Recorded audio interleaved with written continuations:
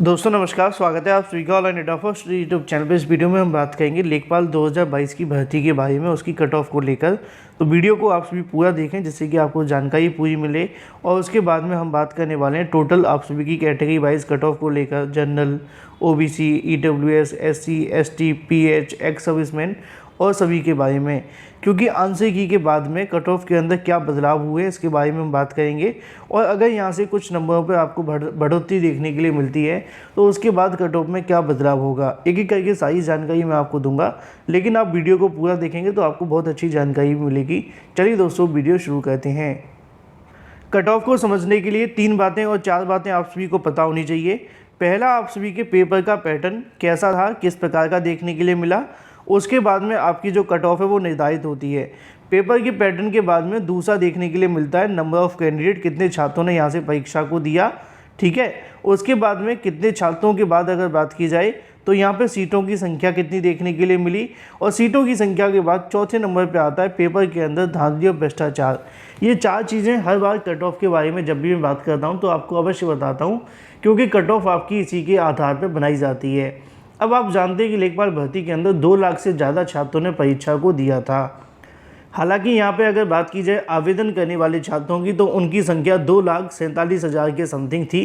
बाद में परीक्षा देने की वालों की संख्या थोड़ी सी कम थी, मैंने यहाँ पे ज़्यादा लिख रखी है, लेकिन उसको आप ठीक कर लेना, ठीक है।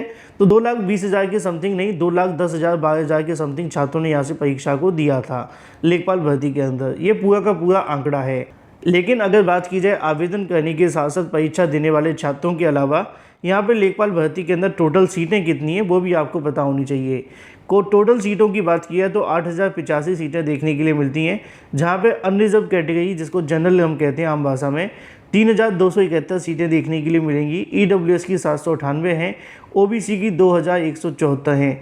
एससी की बात की जाए तो 1,690 सीटें होंगी, एसटी के लिए 152 सीट होगी। इसके अलावा अलग अलग कैटेगरी जैसे कि एक्स सर्विसमैन, पीएच कैटेगरी या फिर उन सभी के लिए यहाँ से आप सभी की जो सीटें हैं वो अलग से निकाली जाएंगी। जैसा कि आप जानते होंगे उनका जो जितना भी परसेंटेज आप सभी का बनता है उसके आधार पर आप सीटें निकाल सकते हैं। बात कर लेते हैं सबसे बड़े मुद्दे को लेकर, जो कि है लेखपाल भर्ती की कट ऑफ के बारे में। लेखपाल भर्ती की कट ऑफ को लेकर जब बात आती है तो यहाँ से बहुत सारे सवाल आप सभी के सामने आ जाते हैं कि अभी जो कट ऑफ बताई जा रही है क्या वो कॉमन नंबर मिलने के बाद भी कट ऑफ सेम रहेगी या फिर उसमें कोई बदलाव होगा। अगर बदलाव होगा तो कितने नंबर का होगा, और अगर बदलाव नहीं होगा तो क्यों नहीं होगा, इस मुद्दे पे हम बात करेंगे। कट ऑफ तो आपको बताएंगे, साथ में ये भी बताएंगे कि अगर आपके नंबर यहाँ से प्लस होते हैं या फिर माइनस होते हैं तो आपकी कट ऑफ कितनी बन सकती है। चलिए पहले मैं आप सभी को ये बता देता हूँ कौन कौन से वो क्वेश्चन है जिस पे आपको कॉमन नंबर मिल सकता है। भारत में हर कोई आईआईटी या फिर आईआईएम में जाना चाहता है, क्योंकि अच्छी नौकरी और अच्छी सैलरी किसको नहीं चाहिए। एक औसत आईआईटी और आईआईएम में ग्रेजुएशन के बाद कम से कम एक अच्छी नौकरी मिलती है, लेकिन आपके पास एक अवसर होना चाहिए। क्योंकि आपकी अगर बात की जाए स्किल के बारे में तो आपकी स्किल आपके करियर को डिफाइन करती है, ना कि आपकी डिग्री और रिज्यूम। इसीलिए अनअकैडमी लेकर आया है जी लेवल, जिसमें आप स्किल के आधार पर भारत की टॉप कंपनियों में स्थान प्राप्त कर सकते हैं। असल में जी लेवल ने 1 साल से भी कम समय में लगभग 1,000 से ज्यादा जॉब ऑफर दिए हैं। यह 1 साल में सिंगल आईआईटी आईआईएम की तुलना में बहुत ज्यादा है। जी हाँ, टॉप की कंपनियों में एक प्लेटफॉर्म के माध्यम से पूरे भारत में सबसे ज्यादा नौकरी प्रदान करती हैं। जी लेवल ने आज तक अगर बात की जाए तो 60 करोड़ से भी ज्यादा की कीमत की जॉब डिलीवर की है। आप अपने सपनों की नौकरी को सिर्फ एक परीक्षा से दूर हैं। 11 अलग अलग कैटेगरी जैसे sales, tax, product management, HR जी लेवल के जरिए जॉब ले सकते हैं। आज ही जाकर टेस्ट के लिए अपना स्लॉट बुक करें। अब आपके लिए जी लेवल कोर्स भी उपलब्ध है। फ्रेशर हो या फिर वर्किंग प्रोफेशनल, अपने करियर में निवेश करने का सबसे अच्छा समय है। एक प्लेटफॉर्म जो कि आपको बेहतर पाठ्यक्रम के साथ साथ आपको स्किल बढ़ाने में मदद करता है, साथ ही वह सबसे बेस्ट नौकरी जो आपके लिए है, आप उसके हकदार हैं, वो आपको दिलाने के लिए कोशिश भी करता है। ई लेवल सिलेबस की सिलेक्शन में जाएं, एंटी फॉर्म को भरें, अपने एकेडमिक काउंसलर से बात करें और उसके बारे में पूरी जानकारी को समझें, आपको रुचि क्या है। और साथ ही अगर बात की जाए अपना ऑफर लेटर प्राप्त करें और अपनी फीस भुगतान करें, तुरंत एक बेहतर करियर के लिए अपनी जर्नी को शुरू कर दें। देखिए, आर्यन कुमार मौर्य का सफर इलेक्ट्रिकल इंजीनियरिंग से होने के कारण ग्रेजुएशन के बाद कोडिंग की नौकरी पाना उसके लिए कितना मुश्किल रहा था, लेकिन आज वह जी लेवल बैक एंड कोर्स की मदद से इंटुकिन कंपनी में सॉफ्टवेयर डेवलपमेंट इंजीनियर है। केवल 3 आसान चरणों में आप जी लेवल कोर्स के लिए आवेदन कर सकते हैं। प्रवेश पत्र को ठीक से भरें। जी लेवल यह सुनिश्चित करेगा कि आपके सिलेबस के अंत तक आपको नौकरी तैयार है। 800 से ज्यादा कंपनियां आपकी नौकरी का इंतजार कर रही हैं। जी लेवल के साथ अपने करियर को नया आकार दें। इसके अलावा जी लेवल 10 अगस्त से लेकर 14 अगस्त तक चलने वाले जी लेवल सिलेक्ट इवेंट के साथ वापस आ गया है, जहां पे आप आईफोन, इसके अलावा और भी गिफ्ट कार्ड यहां से जीत सकते हैं। लिंक वीडियो की डिस्क्रिप्शन में दिया है। तो यहाँ पे मेरे पास लेखपाल भर्ती का पेपर आ जाता है, जिसके माध्यम से मैं आपको बताने वाला हूँ। सबसे पहले अगर बात कीजिए पहले क्वेश्चन के बारे में, तो ज़्यादा डिटेल हम नहीं देंगे क्योंकि वीडियो लंबा हो जाएगा। पहला क्वेश्चन है, निम्नलिखित में से कौन सा वाक्य अशुद्ध है। तो फिलहाल एक क्वेश्चन ये है जिस पर आप सभी को कॉमन नंबर मिल सकता है। 21वां क्वेश्चन है, मेरे पास जो सेट है उसके बारे में आपको आगे बता दूंगा, आप लोग मिला लीजिएगा। अगला क्वेश्चन देखने के लिए मिलता है जीवन पति का समानार्थी के बारे में, कि जीवन पति का समानार्थी क्या होगा। ठीक है, ये भी क्वेश्चन ऐसा जिस पे आपको कॉमन नंबर मिल सकता है। अगला क्वेश्चन है, हरि मोहन को रुपए देता है। इसके बारे में भी अलग अलग यहाँ से छात्रों की मांग है। फिलहाल ये भी एक क्वेश्चन है जिसको लेकर हम कह सकते हैं कि कॉमन नंबर दिया जा सकता है या फिर आयोग इसको डिलीट कर सकता है। टोटल 3 क्वेश्चन आप सभी के सामने हो जाते हैं। छात्रों ने आवेदन करते समय, मतलब आपत्ति करते समय 10 से 15 क्वेश्चनों को किया है, लेकिन हम उन्हीं को कवर करेंगे जिन पे ज़्यादा पॉसिबिलिटीज़ है, जहाँ पे छात्रों ने ज़्यादा आपत्तियाँ की हैं। अगला क्वेश्चन देखने के लिए मिलता है कि सबसे लंबा राष्ट्रीय राजमार्ग कौन सा है, उत्तर प्रदेश से होकर गुजरता है। इस क्वेश्चन के अंदर भी आपको बदलाव देखने के लिए मिलेगा और यहाँ पे भी अगर हुआ तो कॉमन नंबर मिल सकता है। बात कर लेते हैं एक और क्वेश्चन के बारे में जो कि आप सभी के सामने देखने के लिए मिलता है। एक सवाल आप सभी के मन में अवश्य होगा कि यहाँ से अगर हमें कॉमन नंबर मिलते हैं तो क्या सबको मिलेंगे। कॉमन नंबर अगर मिला तो सबको मिलेगा, अगर याची लाभ मिला कोर्ट में जाकर तो वो सिर्फ याचियों को मिलेगा। अगला क्वेश्चन है 96वां, जिस पे ज़्यादा प्रोबेबिलिटीज़ हैं कि आपको यहाँ से एक नंबर मिल जाएगा। ये 5 क्वेश्चन हमारी ओर से आप सभी को बताए जाते हैं। हो सकता है कि कुछ यूट्यूब वीडियोस में आपको 14, 15 व्यूज़ पाने के लिए इससे भी ज़्यादा बताए जा सकते हैं, लेकिन शायद इतने क्वेश्चन तो कॉमन कभी भी नहीं मिलेंगे, आप भी जानते हैं, क्योंकि उत्तर प्रदेश की कोई भी संस्था ऐसी नहीं 150 क्वेश्चन अच्छे से बनाए। जब समय आता है कॉमन नंबर का तो वो 1-2 कॉमन नंबर ही देते हैं, ज़्यादा देते भी नहीं हैं। फिर मामला न्यायालय में जाता है, उसके बाद क्या होता है आप जानते हैं। चलिए वापस आ जाते हैं कट ऑफ की तरफ, क्योंकि कट ऑफ को लेकर ही सबसे बड़ा सवाल आप सभी के मन में होगा। बहुत सारे अभ्यर्थी इस बात को जानने के लिए लगातार उतावले भी होंगे।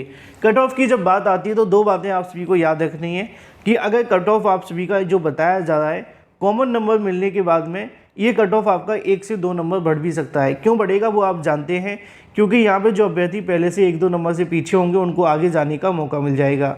हमारी जो कट ऑफ है वो काफ़ी विश्लेषण के बाद में ये देखने के लिए मिलती है कि अगर आप जनरल और युवा कैटेगरी से आते हैं तो 74 आपको देखने के लिए मिलेगा।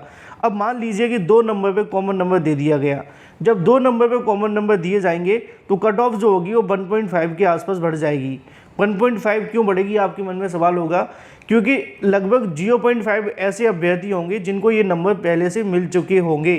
ठीक है, किसी को 1 मिला होगा, किसी को 2 मिले होंगे, किसी को दोनों ही नहीं मिले होंगे, है ना। अब जब किसी को 1 मिलेगा, 2 मिलेगा, किसी को दोनों ही नहीं मिलेंगे, उनको भी जब नंबर मिल जाएंगे तो क्या होगा कि कट ऑफ के अंदर बढ़ोतरी देखने के लिए मिलेगी।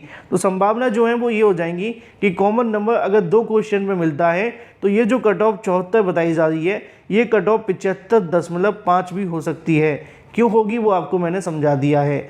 ठीक है, इसी प्रकार अगर 3 क्वेश्चन पे कॉमन नंबर मिलता है तो ये कट ऑफ 1.75 के समथिंग जा सकती है, मतलब कि 1.25 की बढ़ोतरी आपको इसमें भी देखने के लिए मिल जाएगी। जितने नंबर पे कॉमन मिलेगा उतनी कट ऑफ ज़्यादा जाएगी, ये बात तो आप जानते हैं।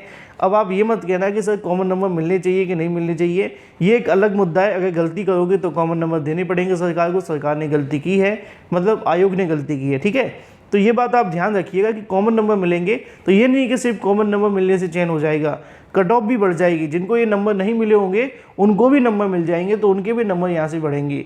ठीक है, फिलहाल ये बात हो जाती है जनरल यूआर के बारे में। थोड़ी सी बात कर लेते हैं ईडब्ल्यूएस को लेकर। ईडब्ल्यूएस की कट ऑफ यहाँ पे 71 देखने के लिए मिलेगी, और जब यहाँ पे अगर 2 नंबर कॉमन होते हैं तो यहाँ पे 1 का बदलाव आपको देखने के लिए मिलेगा। मतलब कि अगर 2 नंबर कॉमन मिले तो यहाँ पे 1 होगा, 3 नंबर कॉमन मिले तो यहाँ पे 0.25 समथिंग देखने के लिए मिलेगा, और अगर 3 नंबर होते हैं, 4 नंबर होते हैं तो यहाँ पे 1.5 की कट ऑफ बढ़ सकती है, जो कि ईडब्ल्यूएस की होगी। सेम आपको ओबीसी में देखने के लिए मिलेगा। अगर 2 नंबर कॉमन मिलते हैं तो यहाँ पे जो नंबर होगा वो सीधे के सीधे 2 की कट ऑफ बढ़ जाएगी। क्यों? ओबीसी की संख्या बहुत ज़्यादा होती है, आप जानते हैं, बताने की आवश्यकता नहीं है। 27% आरक्षण है, लेकिन सीटों की संख्या उससे भी कम है। और उसके बाद में आप जानते हैं कि यहाँ पे आवेदन करने वाले भी ज़्यादा होंगे। तो अगर यहाँ पे 2 नंबर कॉमन मिले तो सीधा जो कट ऑफ है वो 2 से बढ़ जाएगी, और अगर 3 नंबर कॉमन मिले तो ये कट ऑफ 3 नंबर ही बढ़ जाएगी। मान लीजिएगा कि आयोग ने 4 नंबर दे दिए तो ये जो कट ऑफ है वो 76 भी जा सकती है। बात कर लेते हैं एससी की तरफ। यहाँ पे जब आप सभी को कॉमन नंबर मिलते हैं, अगर यहाँ से 2 नंबर मिले तो यहाँ पे 0.75 की बढ़ोतरी आपको देखने के लिए मिलेगी, और अगर यहाँ पे 4 की देखने के लिए मिलती है तो 1.25 की बढ़ोतरी आपके सामने आएगी। सेम एसटी के अंदर जब आते हैं तो एसटी में अगर 2 नंबर कॉमन मिल जाते हैं सभी को, जो कि मिलेंगे, चाहे वो ओबीसी को मिले या एसटी को, कट ऑफ तो सबकी बतानी पड़ेगी ना। तो यहाँ पे जो आप सभी की कट ऑफ में बदलाव देखने के लिए मिलेगा वो 0.25 का देखने के लिए मिलेगा।